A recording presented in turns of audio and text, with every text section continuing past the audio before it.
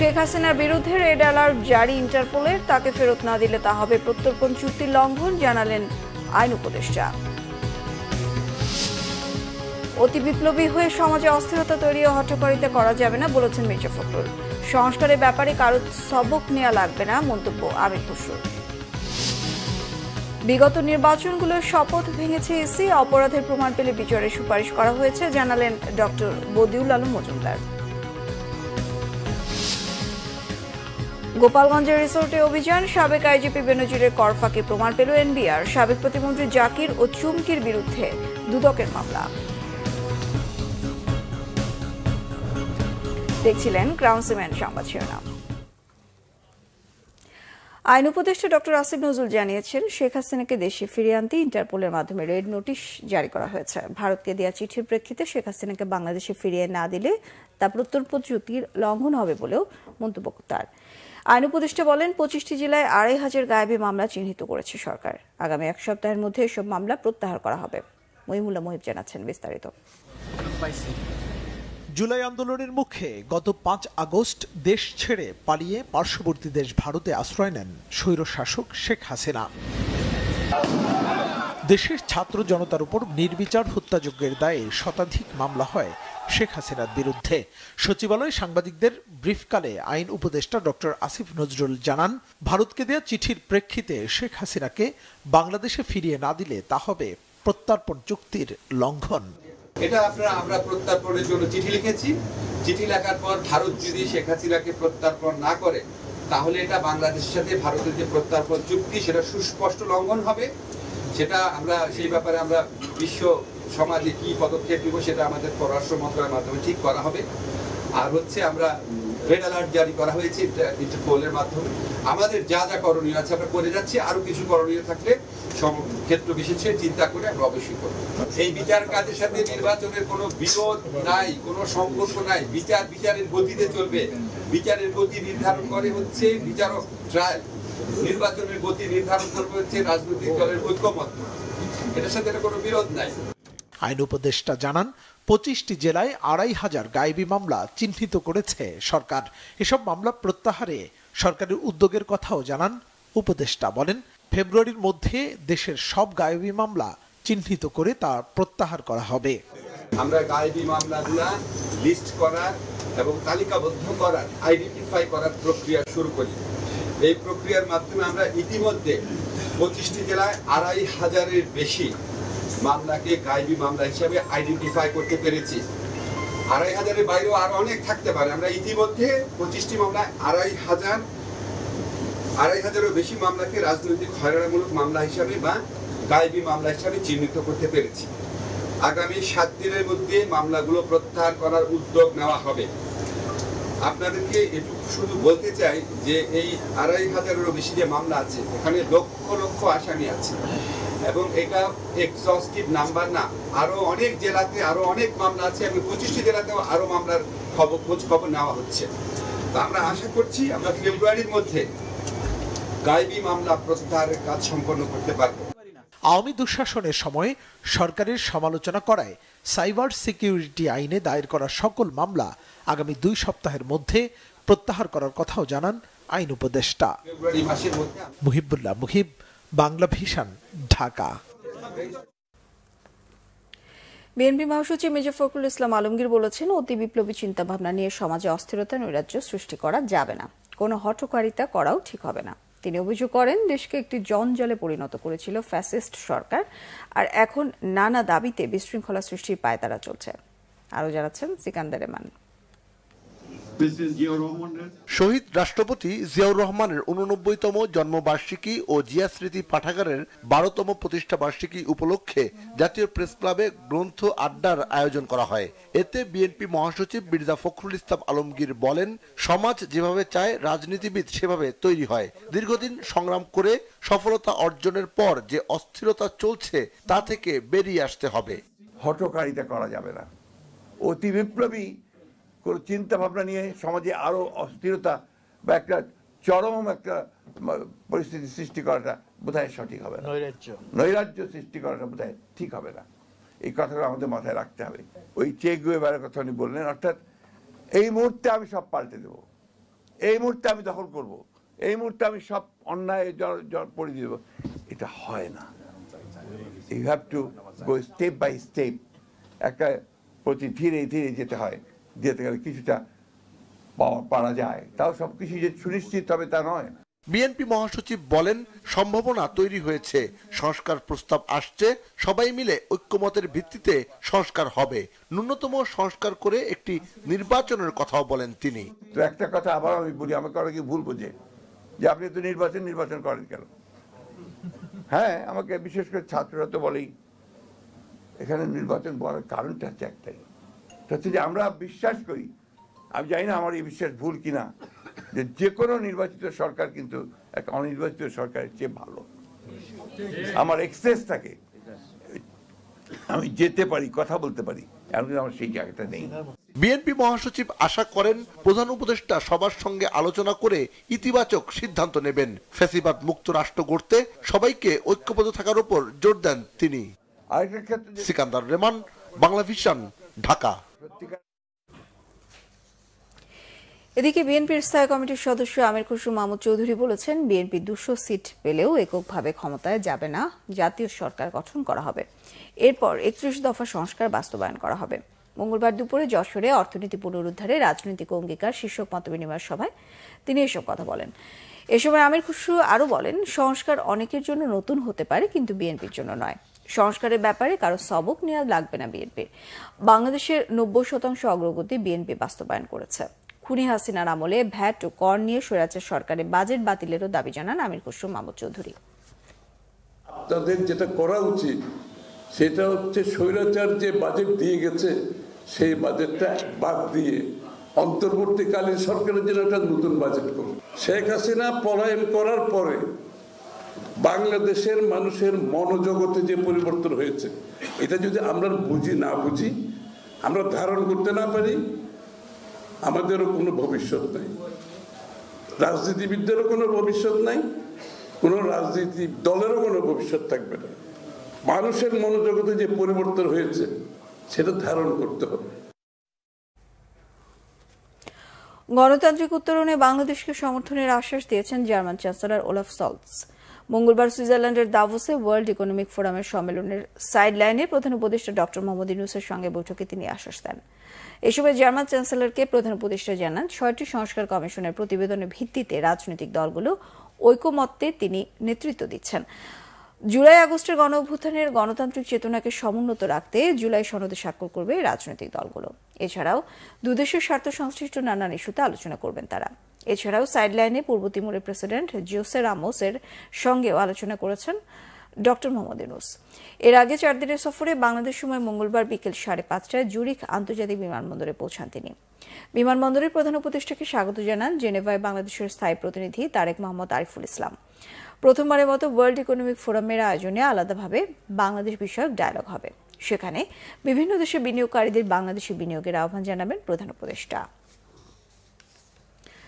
নির্বাচন ব্যবস্থা সংস্কার কমিশনের প্রধান ডক্টর বদিউল আলম মজুমদার বলেছেন, জুলাই আগস্ট অভ্যুত্থানে যারা নাগরিকদের খুন করেছে, মানবাধিকার লঙ্ঘন করেছে, দেশের মানুষ চায় না তারা ক্ষমতায় আসুক। মঙ্গলবার রাজধানীতে এক অনুষ্ঠানে এমন তথ্য জানিয়ে তিনি বলেন, গেল 3 নির্বাচন কমিশন দায়িত্ব পালনে ব্যর্থ হয়েছে, শপথ ভঙ্গ করেছে। তদন্ত করে অপরাধের প্রমাণ পাওয়া গেলে তাদের বিচার করার সুপারিশ করা হয়েছে। আরও জানাচ্ছেন দীপন দেওয়ান। নির্বাচন ব্যবস্থা সংস্কারে দেয়া প্রস্তাব ও তা বাস্তবায়নে সরকার ও নির্বাচন কমিশনের করণীয় নিয়ে আলোচনার আয়োজন করে নির্বাচন কমিশনের সাংবাদিকদের সংগঠন RFED। অনুষ্ঠানে প্রধান আলোচক নির্বাচন ব্যবস্থা সংস্কার কমিশনের প্রধান বদিউল আলম মজুমদার। মুক্ত আলোচনায় বিভিন্ন প্রশ্নের জবাবে তিনি বলেন, কোনো অসৎ উদ্দেশ্যে নয়, নির্বাচন অঙ্গনকে দুর্নীতিমুক্ত করতেই নির্বাচন ব্যবস্থার সংস্কার প্রস্তাব করা হয়েছে।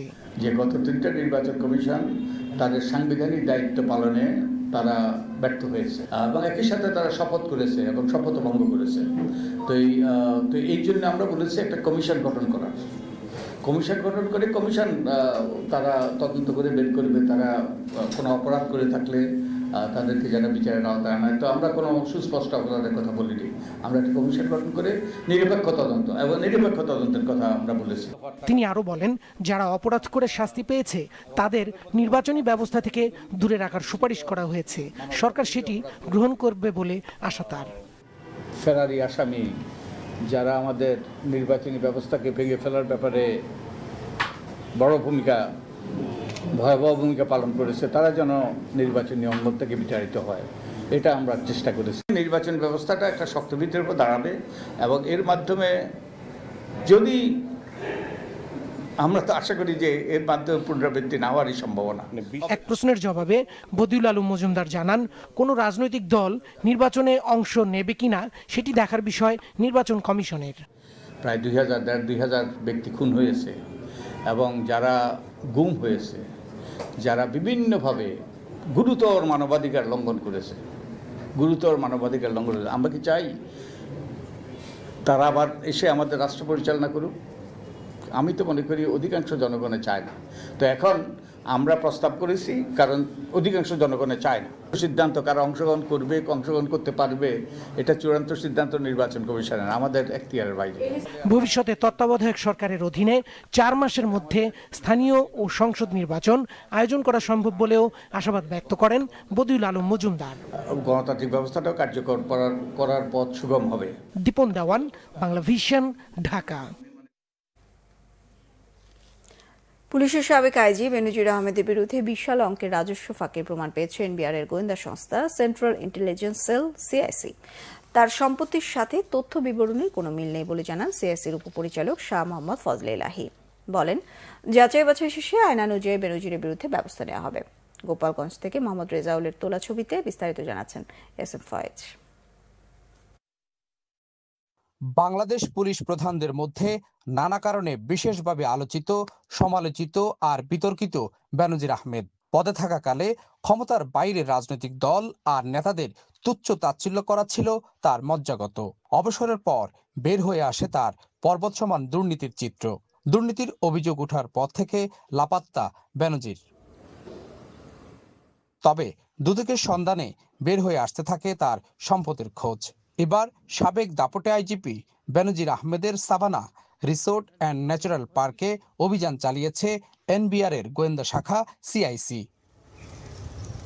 মঙ্গলবার বিকাল 4টায় অভিযান শেষে সাংবাদিকদের সঙ্গে কথা বলেন এনবিআরের গোয়েন্দা সংস্থা সেন্ট্রাল ইন্টেলিজেন্স সেলের কর্মকর্তারা।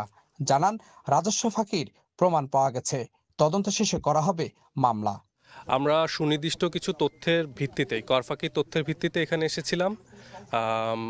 Savanna Eco Resort plus Savanna Eco রিসোর্টের যারা পরিচালক আছেন প্লাস এদের স্বার্থ সংশ্লিষ্ট যিনি ব্যক্তিরা আছেন তাদের ব্যাপারে কিছু তথ্য ছিল, সেইটাই আমরা যাচাই করতে এবং কিছু তল্লাশি করার জন্য আমরা এখানে এসেছিলাম। যেটুকু আমাদের ডকুমেন্ট হস্তগত হয়েছে বা ইনফরমেশন, সেটুকুর ভিত্তিতেই বলা যায় যে যথেষ্ট পরিমাণ বিশাল অঙ্কেরই কর ফাঁকির তথ্য আছে। তারপরও একদম সুনির্দিষ্ট হওয়ার জন্য আমাদেরকে কিছুদিন অপেক্ষা করতে হবে, কারণ আমি আগেই বলেছি কিছু বিভাগের কাছ থেকে আমাদের কিছু তথ্য সংগ্রহ করতে হবে সুনির্দিষ্ট, তাহলে আমরা বলতে পারবো এক্সাক্ট ফিগারটা।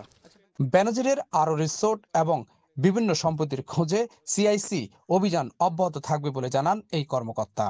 যে ব্যক্তি অথবা যে প্রতিষ্ঠানের বিরুদ্ধে অভিযোগটা এসেছে তাদের আয়কর নথি যাচাই করা হয়েছে। যাচাই শেষে আমরা দেখেছি যে কি পরিমাণ তথ্য আয়কর নথিতে দেখানো হয়েছে, কি পরিমাণ তথ্য দেখানো হয়নি। সাবেক আইজিপি বেনজির আহমেদ বিদেশে কি পরিমাণ টাকা পাচার করেছে তারও তদন্ত শুরু করেছে সিআইসি। দুর্নীতি দমন কমিশন দুদকের অভিযানের পর এবার সাবেক দাপটে আইজিপি বেনজির আহমেদের Savanna Eco Resort and natural পার্কে অভিযান চালিয়েছে CIC.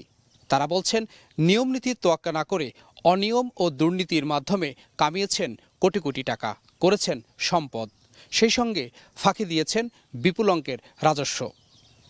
SM Foyez, Bangla Vision, Gopalganj. অবৈধভাবে সম্পদ অর্জনের অভিযোগে সাবেক 2 প্রতিমন্ত্রী জাকির হোসেন ও মেহের আফরোজ চুমকির বিরুদ্ধে মামলা করেছে দুর্নীতি দমন কমিশন দুদক। এছাড়া কুষ্টিয়া 1 আসনের সাবেক এমপি সারওয়ার জাহানের বিরুদ্ধে মামলা করেছে দুদক। মঙ্গলবার দুদকের ঢাকার জেলা কার্যালয়ে মামলাগুলো দায়ের করা হয়েছে বলে জানিয়েছেন সংস্থাটির মহাপরিচালক মোহাম্মদ আক্তার হোসেন। 12 কোটি টাকার বেশি অবৈধ সম্পদ অর্জন ও 30 কোটি টাকার অস্বাভাবিক লেনদেনের অভিযোগে সাবেক প্রাথমিক ও গণশিক্ষা প্রতিমন্ত্রী জাকির হোসেনের বিরুদ্ধে মামলা করা হয়। তার নিজ নামে 9টি অ্যাকাউন্টে সন্দেহজনকভাবে 17,56,19,277 টাকা জমা হওয়ার তথ্য পাওয়া গেছে। এছাড়া আওয়ামী লীগ সরকারের সাবেক মহিলা ও শিশু বিষয়ক প্রতিমন্ত্রী গাজীপুর 5 আসনের এমপি মেহের আফরোজ চুমকির বিরুদ্ধে মামলা করে দুদক।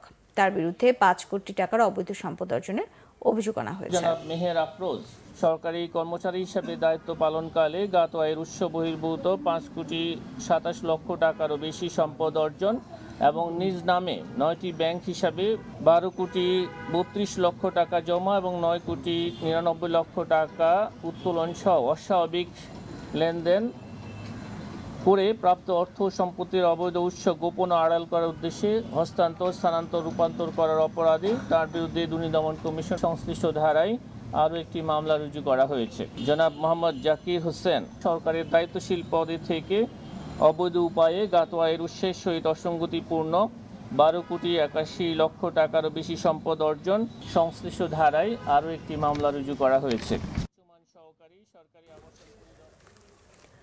দুর্নীতির অভিযোগে শেখ হাসিনার ভাগ্নি টিউলিপ সিদ্দিককে এবার ব্রিটেনের পার্লামেন্ট থেকে অপসারণের দাবিতে মানববন্ধন করেছে আন্তর্জাতিক মানবাধিকার সংগঠন ইকুয়াল রাইটস ইন্টারন্যাশনাল।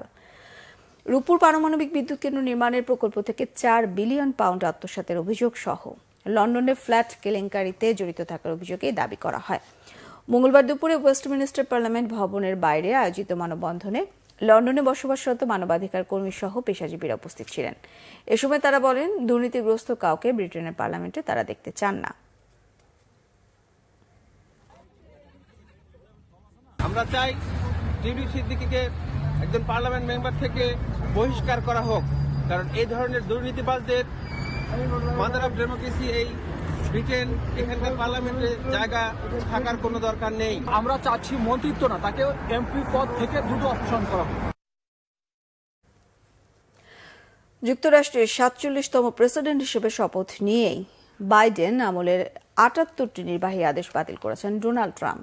সরে গেছেন প্যারিস জলবায়ু চুক্তি থেকে, যুক্তরাষ্ট্রের জন্মসূত্রে নাগরিকত্ব আইন বাতিল সহ অবৈধ অভিবাসীদের ধরপাকড়ের পর পাঠানো হবে নিজ দেশে। ট্রাম্পকে অভিনন্দন জানিয়েছেন Bangladesh, Bharat, Canada, Germany, Japan, Ukraine ও রাশিয়া সহ বিশ্বের বিভিন্ন দেশের নেতারা। শহীদ আরাফাতের ডেস্ক রিপোর্টে থাকছে বিস্তারিত। শপথ নিয়ে ইতিহাস গড়লেন ডোনাল্ড ট্রাম্প। যুক্তরাষ্ট্রের ইতিহাসে সবচেয়ে বেশি বয়সী প্রেসিডেন্ট হিসেবে বসলেন ক্ষমতার মসনদে। শপথ নেওয়ার পরই জো বাইডেন আমলের 78টি নির্বাহী আদেশ বাতিল করেছেন ট্রাম্প। ফিলিস্তিনের পশ্চিম তীরে অবৈধ দখলদার ইসরায়েলিদের বিরুদ্ধে দেয়া নিষেধাজ্ঞা বাতিল করেছেন। বিশ্ব স্বাস্থ্য সংস্থা ও প্যারিস জলবায়ু চুক্তি থেকে বেরিয়ে আসার ঘোষণা দিয়েছেন তিনি। এমনকি ক্যাপিটল হিল দাঙ্গায় গ্রেপ্তার 1500 জন সমর্থককে কারামুক্তি দিতে সই করেছেন ট্রাম্প। জো বাইডেন আমলের প্রায় 80টি নির্বাহী আদেশ বাতিল করছি। সেগুলো ছিল অনেক বেশি উগ্র এবং ধ্বংসাত্মক। যুক্তরাষ্ট্র বাইডেন আমলে ইতিহাসের অন্যতম খারাপ প্রশাসন দেখেছে, সেখান থেকে বেরিয়ে আসবে যুক্তরাষ্ট্র। এর আগে সোমবার ওয়াশিংটন ডিসির ক্যাপিটল ভবনে ডোনাল্ড ট্রাম্পের শপথ পাঠ করান যুক্তরাষ্ট্রের প্রধান বিচারপতি জন রবার্টস। এ সময় বিদায়ী প্রেসিডেন্ট জো বাইডেন, তার স্ত্রী জিল বাইডেন সহ গণ্যমান্য ব্যক্তিরা উপস্থিত ছিলেন। শপথের পর অভিষেক ভাষণে ট্রাম্প বলেন, যুক্তরাষ্ট্রের স্বর্ণযুগ শুরু হলো, আবারও আমেরিকাকে মহান করে তোলা হবে। আপনারা আমেরিকার স্বর্ণযুগের সূচনা দেখতে পাচ্ছেন। আমরা যুক্তরাষ্ট্রের স্বর্ণযুগ ফিরিয়ে আনতে প্রতিশ্রুতিবদ্ধ। খুব শীঘ্রই যুক্তরাষ্ট্রবাসী তাদের সেরা সময় পার করবে। ট্রাম্পকে স্বাগত জানিয়েছেন বিশ্ব নেতারা। বাংলাদেশের প্রধান উপদেষ্টা ডক্টর মোহাম্মদ ইউনুস ট্রাম্পকে অভিনন্দন বার্তা পাঠিয়ে বলেছেন, দুই দেশ সহযোগিতার নতুন পথ অন্বেষণে একসাথে কাজ করবে। এছাড়া ভারত, জার্মানি, যুক্তরাজ্য, কানাডা, ইউক্রেন, জাপান, ব্রাজিল সহ প্রভাবশালী দেশের নেতারা ট্রাম্পকে অভিনন্দন জানিয়েছেন। ইউক্রেন যুদ্ধ নিয়ে ট্রাম্প প্রশাসনের সঙ্গে আলোচনায় বসতে আগ্রহ প্রকাশ করেছেন রুশ প্রেসিডেন্ট ভ্লাদিমির পুতিন। দ্বিতীয় মেয়াদে ভিন্ন পরিস্থিতির মুখোমুখি ডোনাল্ড ট্রাম্প। বিশ্লেষকরা মনে করছেন, যুক্তরাষ্ট্রের অর্থনীতি, অভিবাসনের পাশাপাশি বিশ্বের যুদ্ধবিগ্রহ নিয়ে কঠিন চ্যালেঞ্জ মোকাবেলা করতে হবে ট্রাম্প প্রশাসনকে। Shahid Arafat, Bangla vision, news desk. এদিকে মার্কিন প্রেসিডেন্ট হিসেবে ডোনাল্ড ট্রাম্প দায়িত্ব নেওয়ায় বাংলাদেশের সাথে সম্পর্কে তেমন প্রভাব পড়বে না বলে মত বিশ্লেষকদের। বাংলাদেশে পরিবর্তন হবে বলে যারা ভাবছেন তারা বাস্তব চিন্তা করছেন না বলে অভিমত তাদের, বরং গণতান্ত্রিক উত্তরণে সহায়তা করবেন বলে মনে করেন সাবেক কূটনীতিক হুমায়ুন কবির। তবে অভিবাসীদের জন্য সমস্যা তৈরি হতে পারে বলে আশঙ্কা সেখানকার বাংলাদেশি প্রবাসীদের। যুক্তরাষ্ট্র ঘুরে এসে রিপোর্ট করছেন ইমরুল কায়েস। যুক্তরাষ্ট্রের ৪৭তম প্রেসিডেন্ট হিসেবে শপথ নিয়েছেন রিপাবলিকান ডোনাল্ড ট্রাম্প।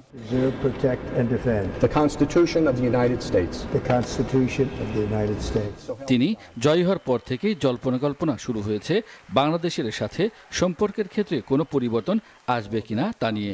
কারণ নির্বাচনের আগে বাংলাদেশের সংখ্যালঘু নিয়ে ট্রাম্পের মন্তব্য, ট্রাম্প প্রশাসন ও ভারতের সম্পর্ক এবং ট্রাম্পকে নিয়ে ডক্টর ইউনূসের আগেকার সমালোচনা সহ নানা কারণে বাংলাদেশ মার্কিন সম্পর্কে প্রভাব পড়তে পারে বলে আলোচনা রয়েছে। তবে কূটনৈতিক বিশ্লেষকরা বলছেন ডোনাল্ড ট্রাম্প দায়িত্ব নিলেও বাংলাদেশ বিষয়ে দেশটির পররাষ্ট্রনীতিতে তেমন পরিবর্তন আসবে না। একটা গণতান্ত্রিক ব্যবস্থায় প্রত্যাবর্তন, অর্থনীতিকে স্থিতিশীল করা, দায়িত্বশীল একটা প্রতিবেশী হিসাবে বা আমাদের অংশীদাররা যারা আছেন আন্তর্জাতিক পর্যায়ে তাদের সাথে সাবলীল সম্পর্ক বজায় রাখা, এই বিষয়গুলোতে বোধহয় ট্রাম্প প্রশাসনের কোনো আপত্তি থাকবার কোনো কারণ দেখি না। এবং সেই প্রেক্ষাপটে আমার ধারণা সম্পর্ক মার্কিন যুক্তরাষ্ট্রের সাথে এখন যেরকম আছে ট্রাম্প প্রশাসন আসলেও এইরকমই থাকবে। যারা মনে করেন যে ট্রাম্প প্রশাসন আসলে বাংলাদেশে পরিবর্তন হবে, তারা বোধহয় আমার ধারণা বাংলাদেশের বাস্তবতার বাইরে গিয়ে হয়তো সেটা ভেবে থাকলেও থাকতে পারেন। দায়িত্ব নেয়ার পর ডোনাল্ড ট্রাম্প অভিবাসী বিষয়ে নির্বাহী আদেশে সই করায় আতঙ্কে কোনো কোনো প্রবাসী, তবে অন্যরা আবার আশার কথাও বলছেন। অনেক জটিল করে ফেলবে। সাধারণ একজন ইমিগ্রেন্ট অথবা সিটিজেন আগে যেরকম তাদের দেশের নাগরিকদের আনতে পারত, সেটা আনাটা খুব দুর্বিষহ হয়ে দাঁড়াবে। বাংলাদেশি যারা আমরা আমেরিকায় আছি তাদের ক্ষেত্রে তেমন কোনো বড় প্রভাব পড়বে তা না, আমরা তো আমেরিকাতেই আছি।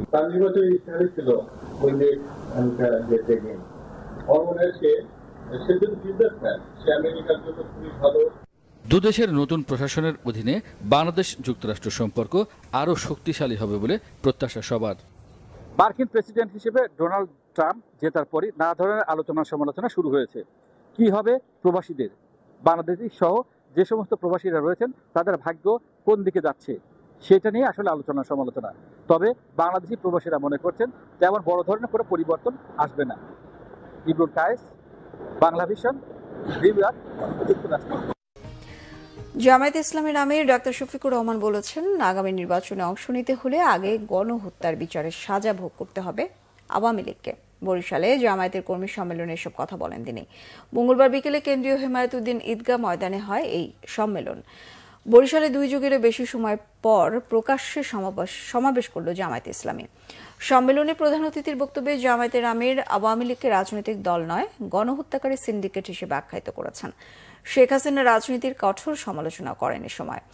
এর আগে বরিশাল মহিলা জামায়াতের সম্মেলনে অংশ নেওয়ার পর জামায়াতের আমির যান চরমোনাই মাদ্রাসায়। সেখানে ইসলামী আন্দোলন বাংলাদেশের আমির মুফতি সৈয়দ মোহাম্মদ রেজাউল করিমের সঙ্গে সাক্ষাৎ করেন। এ সময় 2 দলের শীর্ষ নেতা আগামীর বাংলাদেশে একত্রে কাজ করার প্রত্যয় ব্যক্ত করেন। আগে সংস্কার ও পরে ভোট আয়োজনের পক্ষে তারপরে তারাই রায় দিবে যে ওনারা এই দেশে রাজনীতি করার অধিকার রাখেন। রাজনীতির নাম যদি গণহত্যা হয় তাহলে এমন দল বাংলাদেশের জনগণ বরদাস্ত করবে না। রাজনীতির নাম যদি জনকল্যাণ হয় তাহলে জনগণ যাকে পছন্দ করবে তাকে বরণ করে নেবে।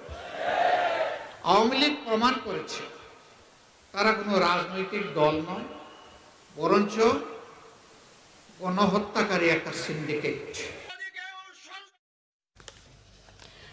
শিশু আইন সম্পর্কে অজ্ঞতার কারণে শিশুরা বিভিন্ন সুযোগ সুবিধা থেকে বঞ্চিত হচ্ছে বলে মন্তব্য করেছেন ঢাকা জেলা ও দায়রা জজ মোহাম্মদ হেলাল উদ্দিন। আইন ও বিচার বিভাগ এবং ইউনিসেফের যৌথ প্রকল্পে শিশু আইন 2013 কার্যকরী বাস্তবায়ন শীর্ষ সমন্বয় সভায় এসব কথা বলেন তিনি। মঙ্গলবার বিকেলে জেলা ও দায়রা জজ আদালতে এই আলোচনা সভা অনুষ্ঠিত হয়। আলোচনা সভায় উপস্থিত ছিলেন অতিরিক্ত চিফ মেট্রোপলিটন ম্যাজিস্ট্রেট মাহবুবুল হক সহ ঢাকার বিভিন্ন থানার পুলিশ কর্মকর্তারা। এ সময় তারা শিশু আইন বাস্তবায়নের বিভিন্ন সমস্যা তুলে ধরেন। সংবাদ শেষ করব ক্রাউন সিমের সংবাদ শিরোনামগুলো আরো একবার জানিয়ে শেখ হাসিনার বিরুদ্ধে রেড অ্যালার্ট জারি ইন্টারপোলের, তাকে ফেরত না দিলে তা হবে প্রত্যর্পণ চুক্তির লঙ্ঘন বলে জানালেন আইন উপদেষ্টা। অতি বিপ্লবী হয়ে সমাজে অস্থিরতা তৈরি ও হঠকারিতা করা যাবে না বললেন মির্জা ফখরুল। সংস্কারের ব্যাপারে কারো সবক নেওয়া লাগবে না মন্তব্য আমির খসরু। বিগত নির্বাচনগুলোর শপথ ভেঙেছে ইসি, অপরাধের প্রমাণ পেলে বিচারের সুপারিশ করা হয়েছে জানালেন ডক্টর বদিউল আলম মজুমদার। গোপালগঞ্জে রিসোর্টে অভিযান, সাবেক আইজিপি বেনজিরের কর ফাঁকির প্রমাণ পেল এনবিআর। সাবেক প্রতিমন্ত্রী জাকির ও চুমকির বিরুদ্ধে দুদকের মামলা। এই ছিল এখনকার মতো। পরের সংবাদ সকাল 7:30টায় দেখার আমন্ত্রণ রইল। এছাড়া বাংলাদেশের সংবাদ ও সংবাদ সংশ্লিষ্ট অনুষ্ঠান দেখতে ভিজিট করুন www.bbnews24.com ও facebook.com/banglavisionnews। সাবস্ক্রাইব করুন youtube.com/banglavisionnews। সঙ্গে থাকায় ধন্যবাদ সবাইকে।